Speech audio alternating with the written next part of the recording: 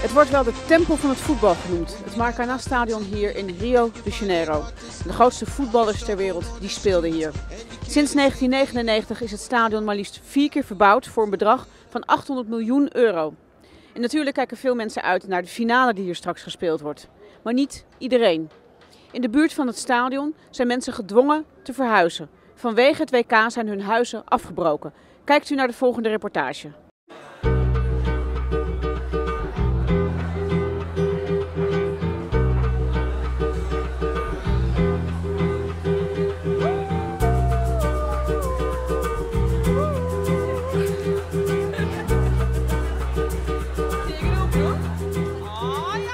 Het Maracanã-stadion is legendarisch. Het Mekka van het voetbal wordt het wel genoemd.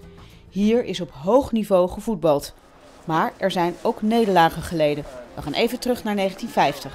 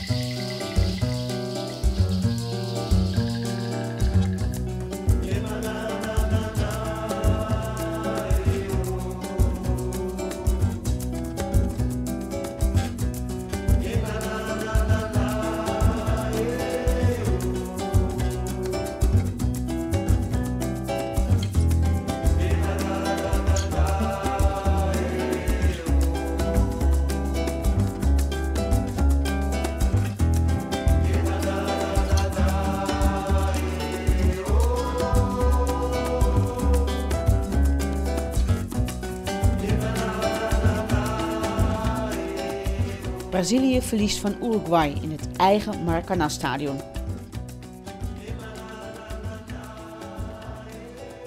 Met dit WK hopen de Brazilianen dat dit niet weer gaat gebeuren. Maracanã is hun trots.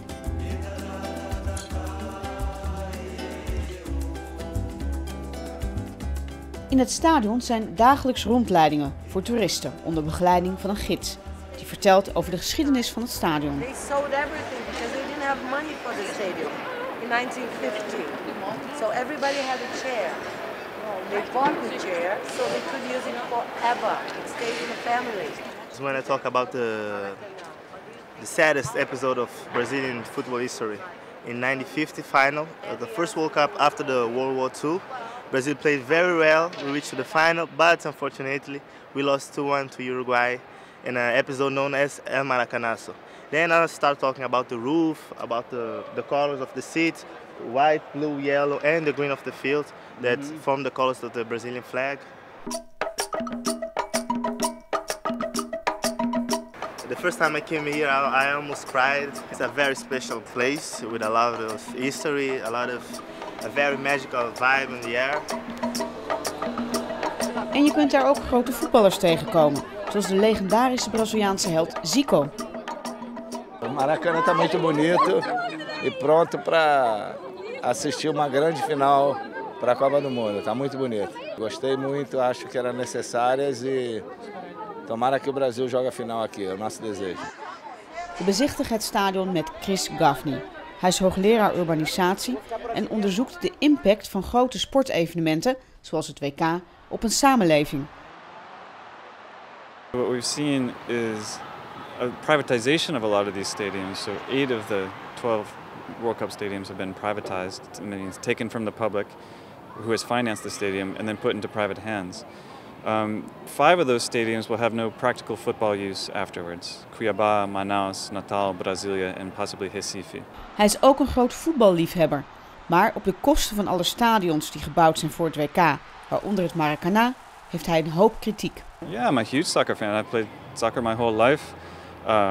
I've came to Brazil to study soccer, to study stadiums, to study the way that football and soccer work in Brazilian culture.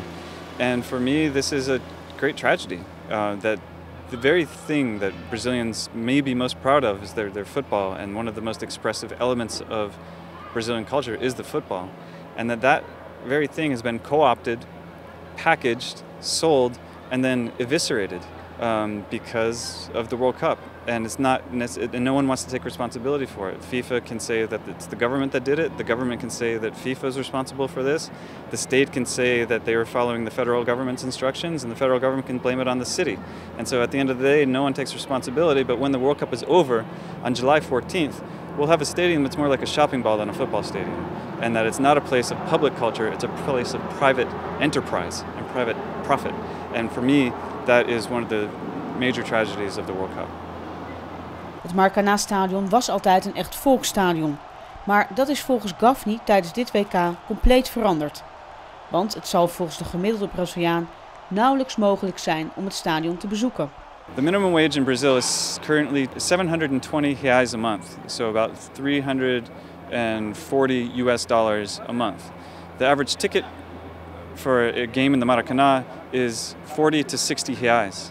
And so it's nearly 1/10 almost of minimum wage to go to one football match. And if you want to bring a kid, so it's beyond the reach of people. And so what we've seen progressively is a diminishing of Brazilian attendances, where it's far lower than even the United States, and an increase in ticket prices, and also an increase in profits. Yeah. And so what we have are fewer people paying more, and then people making more money off of that. And so it's a deliberate public policy of excluding the poorest from Brazilian stadiums. And this is a trend that the World Cup is accelerating. Op nog geen 500 meter van het imposante Maracanã-stadion ligt de favela do Metro. De plek ligt er verlaten bij. Huizen zijn afgebroken en het puin is blijven liggen. Eu dizia que aqui era Líbia, uma guerra. Vietnã. Aquelas casas no meio, pelo menos que a gente vê em filme. Umas casas abandonadas que você chega, só faltou ter gente morta dentro das casas. Dit is bar-eigenaar Jorge. Hij probeert tussen de puinhoop te overleven. Hij moest net als een paar honderd andere bewoners weg van de plek, omdat hier een parkeergarage voor het Maracanã-stadion zou komen. De parkeergarage is nooit gekomen, maar de huizen zijn vernietigd. Eu mesmo, na minha casa, eu fui o último morador a sair daqui. Quando eles estavam demolindo a casa do lado que foi para Cosmo e a do outro foi para Cosmo, eu dormindo, eu só acordava por marretada. Tá! Aí vinha, cortavam a energia, cortavam o cano de água e assim a gente se sentiu pressionado. Jorge wil niet weg van de plek, ondanks de waarschuwingen van de overheid. Wat er ook gebeurt, hij is van plan op deze plek te blijven. Dit is Nina Jurna voor de STVS, Rio de Janeiro.